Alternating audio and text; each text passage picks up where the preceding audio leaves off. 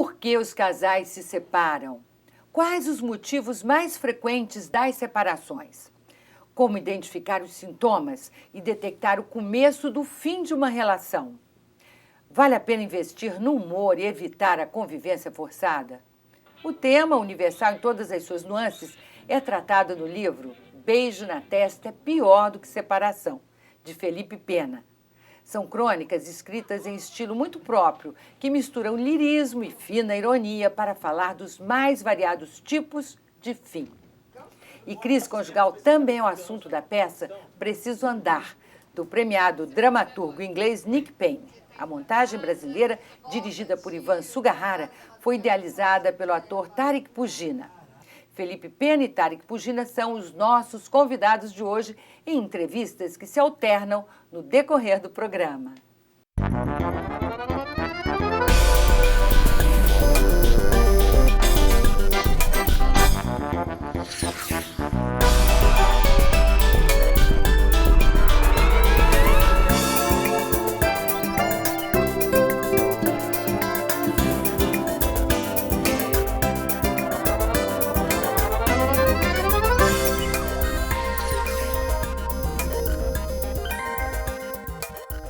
Felipe Pena, como é que nasceu esse livro, Beijo na Testa é Pior do que Separação? Isso foi um fato que ocorreu? Você teve essa notícia? Foi uma ideia? Você já junta crônicas sobre esse tema há algum tempo e aí resolveu publicar? Sim, eu já tinha uma série de crônicas que falavam sobre separação, que já tinham sido publicadas em jornais, em outros livros.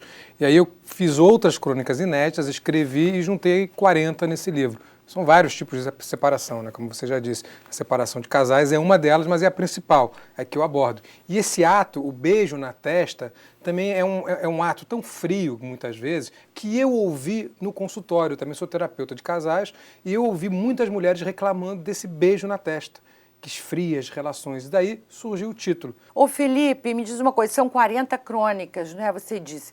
E nem todas são sobre problemas conjugais. E o subtítulo é Crônicas do Fim de Tudo. É porque a gente sempre acha que a separação é o fim de tudo, né? A gente tende a fazer uma grande dramaticidade, né? A dramatizar tudo. É o fim e acabou.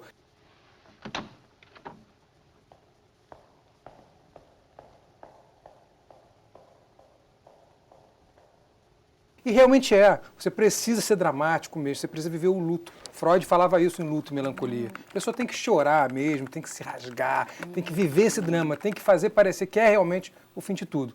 Você estava falando que você acha e Freud dizia isso, que a gente deve sofrer o luto, né, do fim de uma relação conjugal. Quem resiste mais a sofrer esse luto e ir até o fim, a mergulhar fundo nessa dor? Homem ou mulher? Hoje em dia esses papéis estão muito misturados, né? Mas eu posso dizer de forma genérica, muito generalizante mesmo, que é o homem que resiste mais. Até por questões neurológicas, né? Tem uma área do lado esquerdo do cérebro que se chama área de Wernicke, que é responsável pela tradução dos sentimentos em linguagem. E as mulheres têm o dobro de neurônios nessa área. Então aí a mulher tem aquela famosa DR, né? Que já tem até sigla. Que é as mulheres adoram e a gente morre de medo. E os homens morrem de medo. É uma dificuldade mesmo aí no mapeamento cerebral de cada um. Dificuldade sentimental e neurológica. Tentando ter uma noite agradável. Mas a gente pode tentar fazer isso sem ficar fazendo esse joguinho ridículo. Tá bom, não precisa ficar repetindo essa palavra. E a bebida? O quê? Você pode me dizer que é o vinho, se você quiser. Não, Alan. Não é o vinho, não. É porque você é meu marido. Porque eu tô com o coração apertado de preocupação. Uma peça que aborda um relacionamento de um casal que já está casado há 15 anos e tem um filho dessa idade, e eles estão em crise. Então a peça ela está focada principalmente nessa questão de relacionamento e afetividade. O que tá errado aqui, Alan?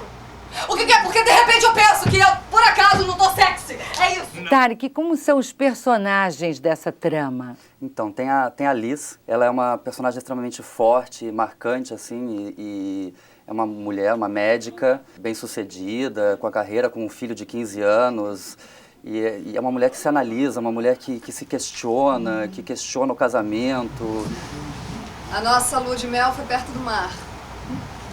Nenhum dos dois tinha muito dinheiro naquela época, mas foi maravilhoso. Era uma coisa meio à moda antiga, passar a lua de mel na praia.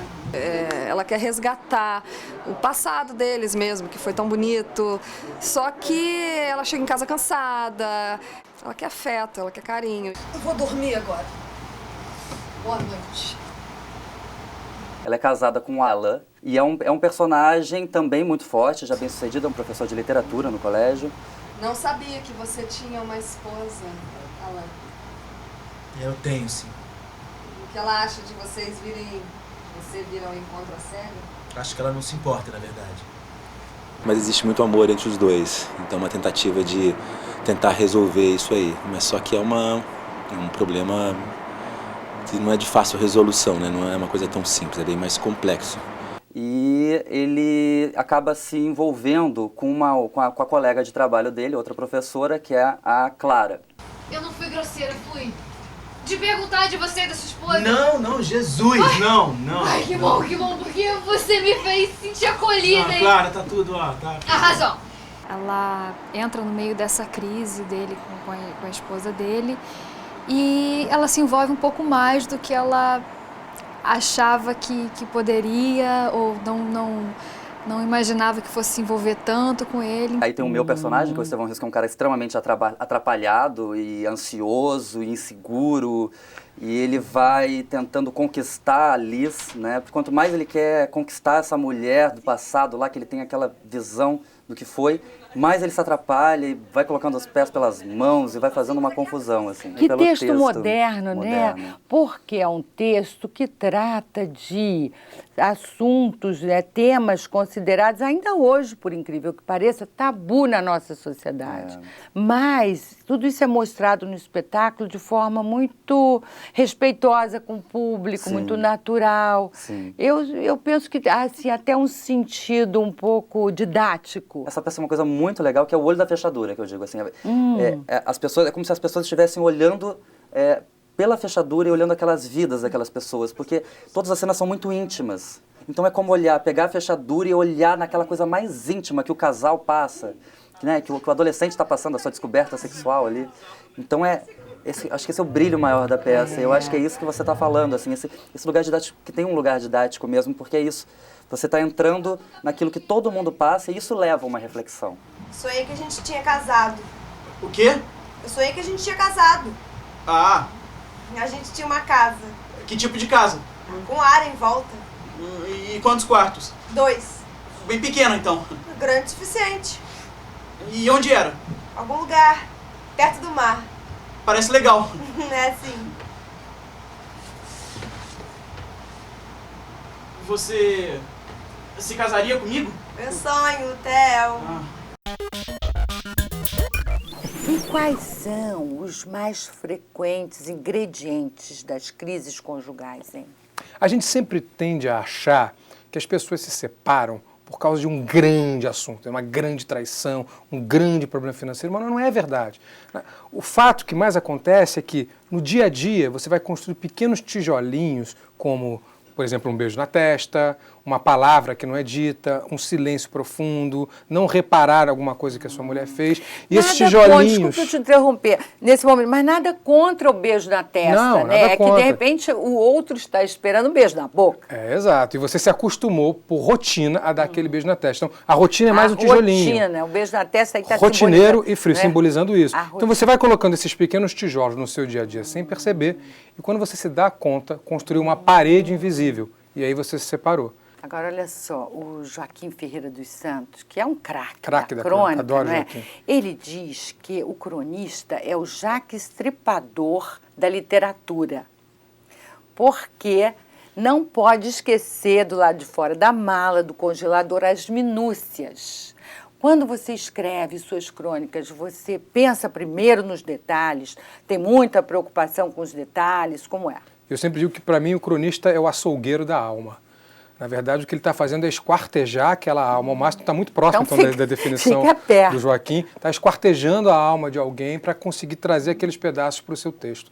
Eu tento fazer isso também. Eu observo as pessoas, eu sigo pessoas na rua, eu ouço conversas alheias, eu faço de tudo, além de ser terapeuta. Então, eu aproveito todo esse material para tentar dissecar aquela alma, no bom sentido, no sentido do Jack, o estripador do Joaquim, para poder colocar no texto. Concordo com ele. Você também é um flaner, você gosta de passear, caminhar na rua, Sim. observando, porque agora eu me lembrei disso de Baudelaire, Eu sou flaner. Observando as pessoas na rua, nas praças. Você tem que observar e ter que se embriagar daquela pessoa. É outra frase do Baudelaire. Il faut être toujours ivre. Deve-se estar sempre embriagado. De poesia ou de virtude é a tua escolha, mas embriaga-te sem cessar. É um poema do Baudelaire que eu sigo à risca. Muito bem. Nós vamos continuar essa conversa logo depois do intervalo. Espere um pouquinho só.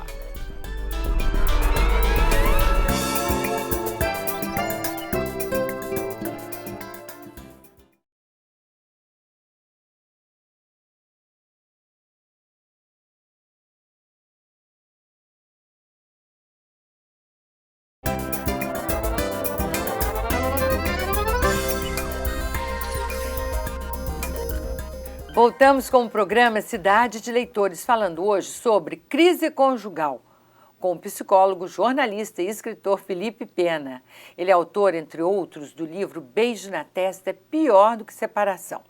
Conversamos também com Tarek Pugina, ator e idealizador da montagem brasileira da peça Preciso Andar, que trata de encontros e desencontros amorosos. Felipe, Beijo na Testa é Pior do que Separação já é um título engraçado, né?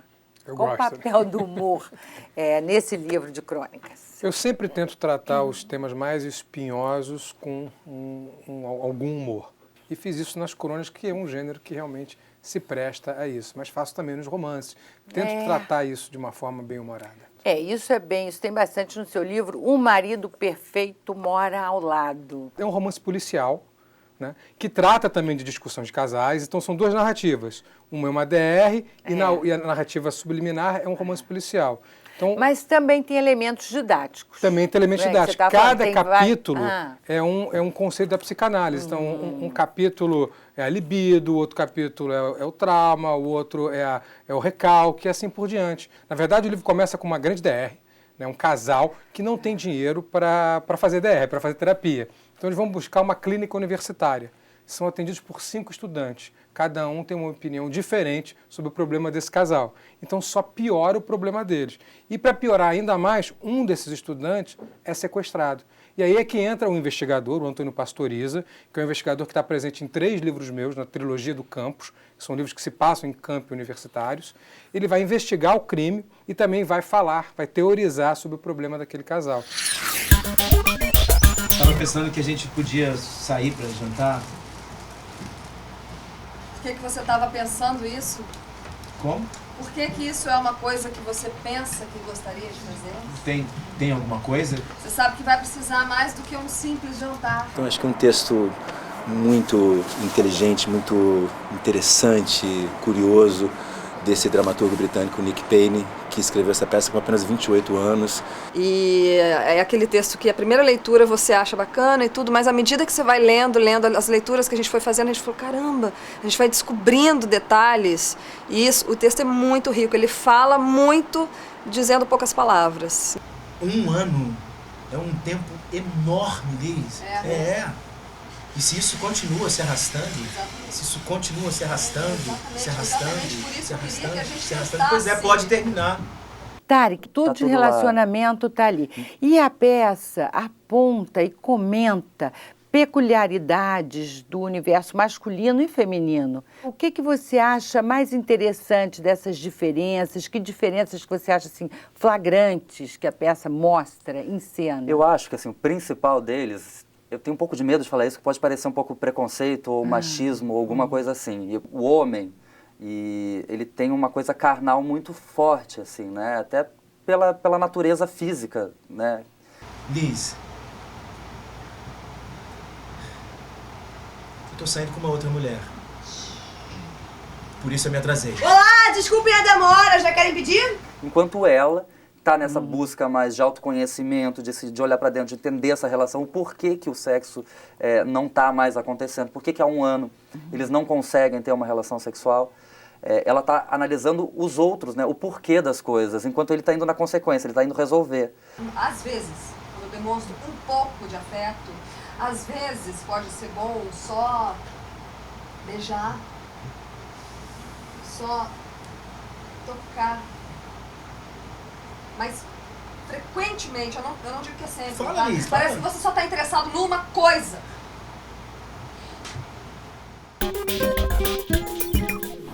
E esses personagens, não só desse livro, O Marido Perfeito Mora ao Lado, mas como de toda a sua trilogia do Campos, são personagens inspirados em figuras reais e alunos seus, gente que você conheceu mesmo. Você faz uma misturada deles, danados, coloca gente da família. É possível se reconhecer nesses é personagens? tudo misturado. Eu fico muito surpreso quando alguém fala assim, pô, eu me reconheci naquele personagem. Eu falo, infelizmente não tem nada a ver com você. Mas tem a ver com várias pessoas que se misturam ao mesmo tempo.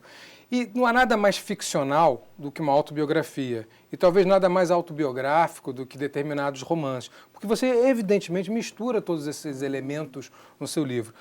Felipe, você disse também em várias entrevistas que para escrever O Marido Perfeito, você estudou profundamente a obra de Honoré de Balzac, né, para aprender a estratégia narrativa dos folhetins. Como é que foi isso? Em que isso ajudou nessa feitura do livro e de que forma isso captura o seu leitor? O Balzac era um grande endividado, além de ser um grande escritor, né? Ele pagava até a conta da padaria com textos, né? E ele escrevia muito em jornal no século XIX. Ele fazia de uma maneira que ele tinha que escrever um capítulo num dia, no jornal, e o leitor tinha que comprar o jornal no dia seguinte. Então ele tinha que terminar com um gancho, para o leitor comprar o jornal. E eu faço da mesma forma, eu sempre termino um capítulo com um gancho para obrigar o leitor a ir para o capítulo seguinte. E assim não largar o livro. É uma estratégia narrativa, uma estratégia do folhetim. Muito bem. É hora de mais um intervalo e no próximo bloco nós vamos saber as preferências literárias do nosso convidado, que também vai dar dicas de boas leituras. A gente volta já.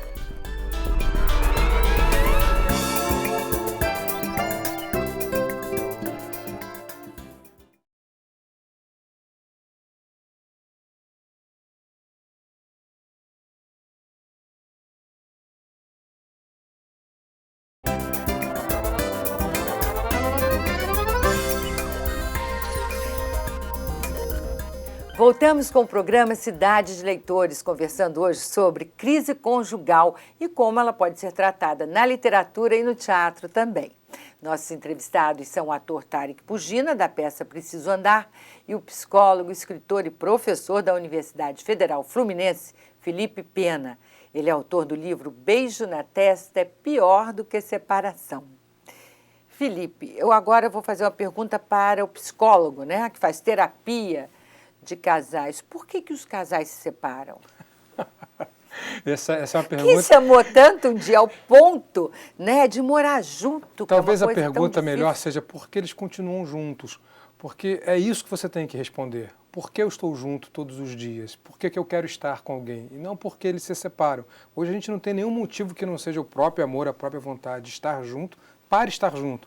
40, 50 anos atrás era muito pior, né? Tinha uma pressão social muito grande. Então a pergunta certa é, por que você está junto com alguém? É isso que você deve se perguntar.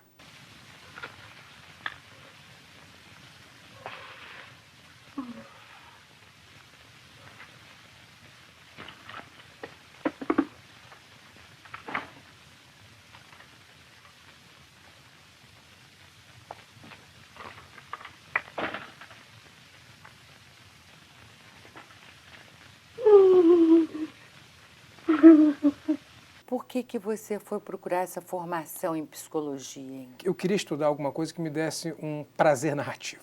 O prazer narrativo é o prazer de contar uma história com elementos que te deem subsídios para contá-la. Então eu faço roteiro de TV, eu faço roteiro de cinema e sempre em qualquer... e romances. E sempre nos três, a primeira coisa com a qual me preocupo é o personagem. Eu primeiro construo o personagem, vou até o final, sei quem é o pai, o avô, os traumas que ele sofreu e só depois disso é que eu vou construir a história. E a psicanálise, a psicologia, me dá subsídios para construir esses personagens. Me desculpa por falar nisso. Tipo, eu acho que eu não falei direito com você antes. Valeu. Foi incrível, de qualquer maneira. Quer dizer, se não fosse, né, o que Não. aconteceu... Não, mas eu quero falar. Foi ótimo.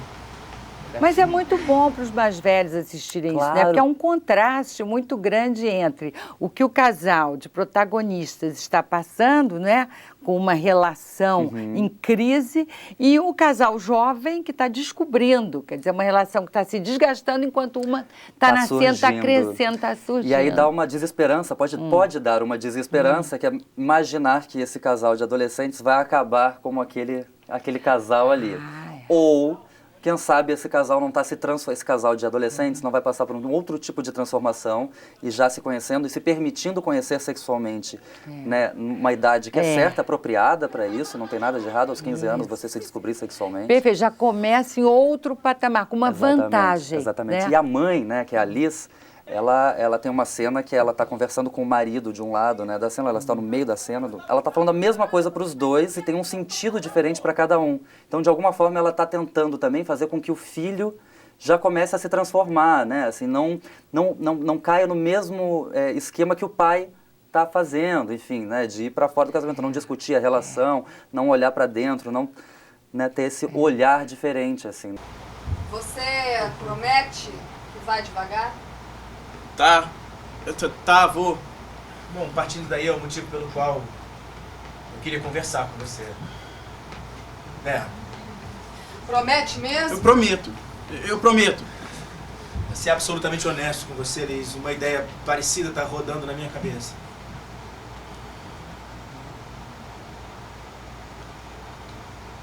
E não brinque com as pessoas, ok?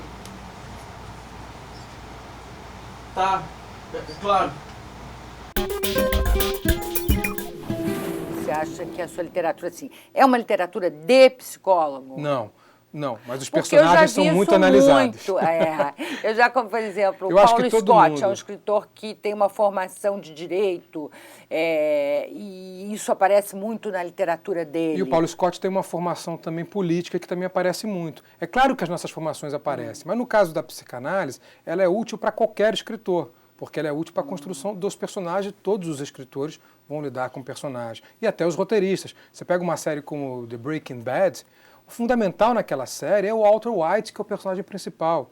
Ele é o cara que leva a série toda. E os outros personagens também são trabalhados. Do personagem, você está falando não do ator, do personagem mesmo, né? Por quê? Qual é a característica que você acha mais forte dessa? Vamos falar dessa série porque ela é um personagem sucesso absoluto. É um personagem que é um pai de família, que descobre que tem um câncer, está à beira da falência e resolve vender metanfetamina porque ele é químico.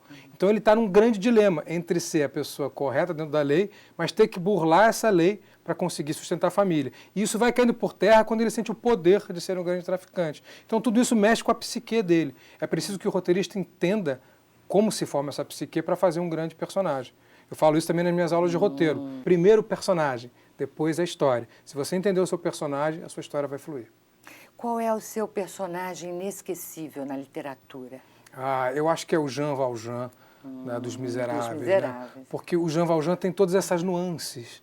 Né? Ele é preso, ele sofre, depois ele leva a lição do padre, a coisa dos candelabros. Então ele é tão complexo e só uma mente genial como a da Victor Hugo para poder construir um personagem como esse. Felipe Pena, agora uma dica para o nosso telespectador de leitura. Uma só?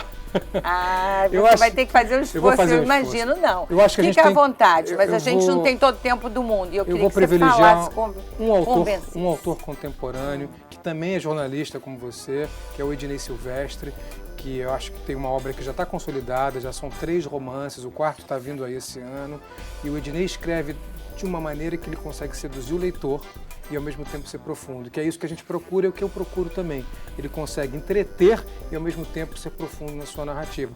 Você sai dos livros do Ednei Silvestre como se você tivesse passado por uma experiência transcendental, uma experiência psíquica que é realmente única no caso dele.